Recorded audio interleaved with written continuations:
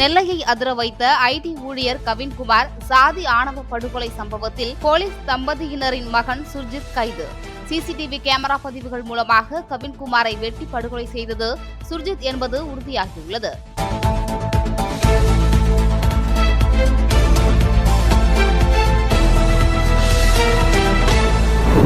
தாண்டி சிவனின் பெயர் புகழ் பெற்றுள்ளது என பிரதமர் மோடி பெருமிதம்.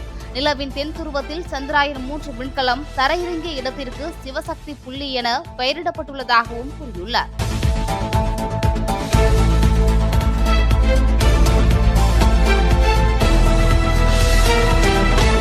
சோழர்களின் பெருமைகளை பற்றி வரும் தலைமுறையினர் தெரிந்து கொள்வது அவசியம் என பிரதமர் மோடி தெரிவித்துள்ளார்.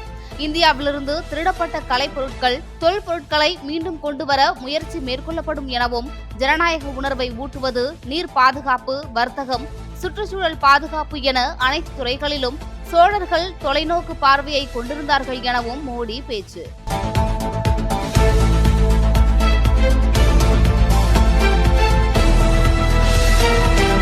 பாகிஸ்தானுக்கு எதிரான இந்தியாவின் மிக முக்கியமான ராணுவ நடவடிக்கையாக பார்க்கப்படும் ஆபரேஷன் சிந்தூர் குறித்து மக்களவையில் இன்று சிறப்பு விவாதம் நடைபெறுகிறது. எதிர்க்கட்சிகளின் கோரிக்கையை ஏற்று 16 மணி நேரம் நடைபெறும் இந்த விவாதத்தில் மத்திய அமைச்சர்கள் ராஜ்நாத் சிங், அமித்ஷா, ஜெய்சங்கர் ஆகியோர் பதிலளிக்க உள்ளனர்.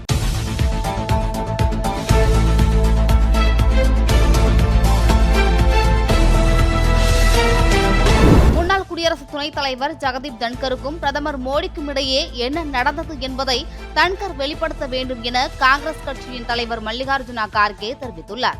தன்கர் எப்போதும் அரசுக்கு ஆதரவாகத்தான் நடந்து கொண்டார் எனவும் பேசியுள்ளார்.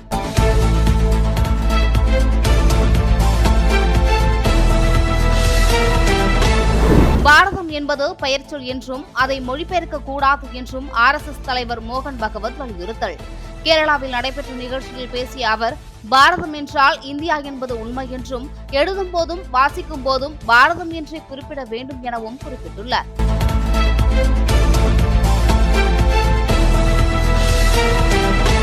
TCS நிறுவனத்தில் பணிபுரியும் 12,200 ஊழியர்களை பணி நீக்கம் செய்வதாக அந்நிறுவனம் அதிகாரப்பூர்வமாக அறிவிப்பு. இந்த ஆட்குறைப்பு ஒட்டுமொத்த ஊழியர்கள் எண்ணிக்கை 2% மட்டுமே என TCS நிறுவனத்தின் முதன்மை செயல் அதிகாரி தகவல்.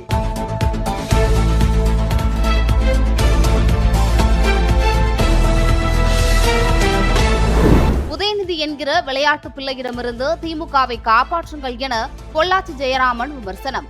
எத்தனையோ சீனியர்கள் திமுகவில் இருந்த போதிலும் முதலமைச்சர் மகன் என்பதாலேயே உதயநிதிக்கு பதவி எனவும் விமர்சித்துள்ளார்.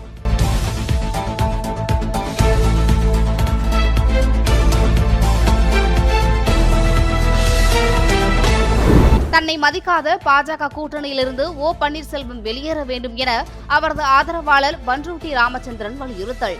தமிழ்நாட்டுக்கு நன்மை தராத ஆபத்தான NDAவிலிருந்து வெளியேறினால்தான் OPSற்கு நிம்மதி எனவும் பேச்சு.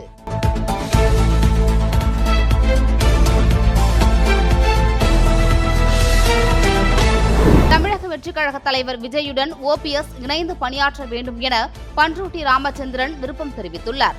தாவேகாவுடன் கூட்டணி வைத்தால் தென் மாவட்டங்களில் பலம் வாய்ந்ததாக இருக்கும் எனவும் நம்பிக்கை.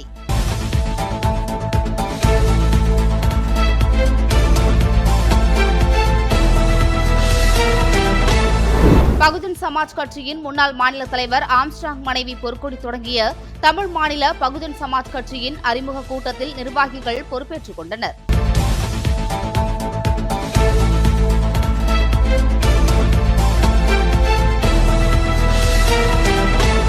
தமிழ்நாட்டில் ஆகஸ்ட் 2ஆம் தேதி வரை சில இடங்களில் மழைக்கு வாய்ப்பிருப்பதாக சென்னை வானிலை ஆய்வு மையம் தகவல். தமிழ்நாட்டில் ஓரிரு இடங்களிலும் புதுவை மற்றும் காரைக்கால் பகுதிகளில் இடி மின்னலுடன் கூடிய மழை பெய்யும்.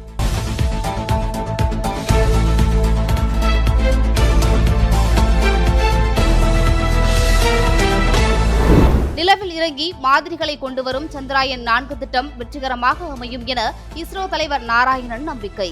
சென்னையில் செய்தியாளர்களை சந்தித்து பேசிய அவர், வரும் 30ஆம் தேதி இஸ்ரோவும் நாசாவும் இணைந்து உருவாக்கிய புவி கண்காணிப்பு செயற்கைக்கோள் இந்தியாவில் தயாரித்த GSLV F-16 ராக்கெட் மூலம் விண்வெளிக்கு அனுப்பப்படும் எனவும் தெரிவித்துள்ளார்.